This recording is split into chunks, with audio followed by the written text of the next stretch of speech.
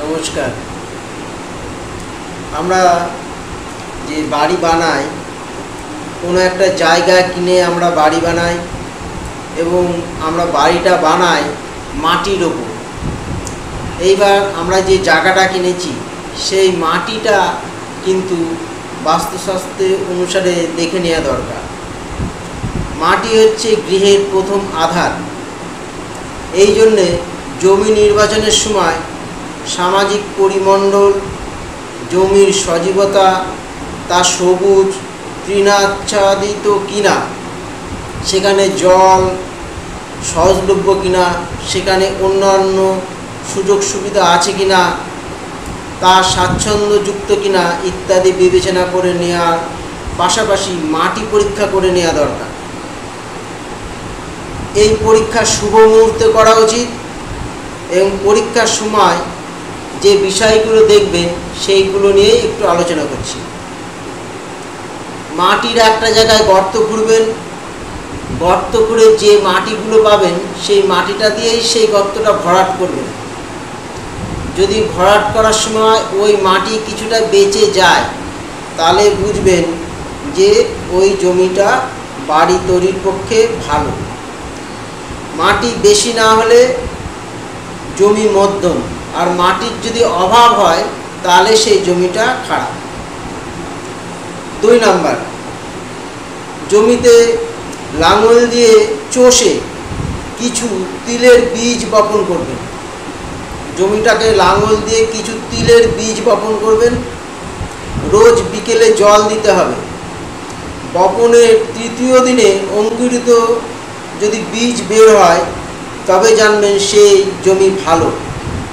5ম দিনে বীজ অঙ্কুরিত হলে জমি মধ্যম, আর 7ম দিনে বীজ অঙ্কুরিত হলে জমিটি বাড়ি নির্মাণের পক্ষে অনুপযুক্ত। অর্থাৎ 3 দিনের মাথায় আপনার বীজ অঙ্কুরিত হবে, সেই ক্ষেত্রে সেই জমিটা খুব ভালো। এবার আসেন 3 নম্বরে, জমির একটি কোণে 18 ইঞ্চি বা 18 ইঞ্চি এবং 18 ইঞ্চি ডিপ একটা গর্ত খুঁড়বেন। সেই গর্তটা জল দিয়ে ভরে দেবেন। এবার জল দিয়ে ভরে দেওয়ার পর সেইখান থেকে 100 পা দূরে যাবেন। 100 পা একটু দূরে যাবেন, গিয়ে আবার কাছে আসবেন। এসে যদি দেখেন গর্তটি প্রায় আগের মতোই জলপূর্ণ থাকে এবং 1/4 যদি জল কমে যায়, 1/4 জল কমে গেলে সেই জমি খুব ভালো। জল যদি 50%-এর বেশি কমে যায় তবে সেটা মধ্যম, আর জল যদি 75% জলই শেষ হয়ে যায়, কমে যায়, তাহলে সেটা অনুপযুক্ত। এই পরীক্ষাগুলো আপনারা করতে পারেন। তাছাড়া আর কি, উপরের পরীক্ষা ছাড়া মাটি খোঁড়ার সময় ইট, পাথরের টুকরো, তামা বা অন্য ধাতু খণ্ড মাটিতে পাওয়া গেলে বুঝবেন যে মাটিটি খুব শুভ।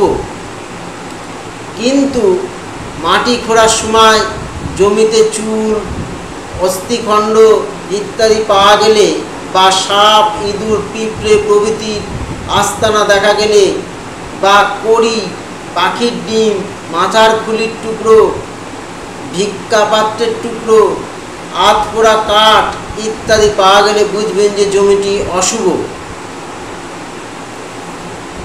তাছাড়াও বহুদিন ধরে পরিত্যক্ত জমিতে বাড়ি করা উচিত নয়।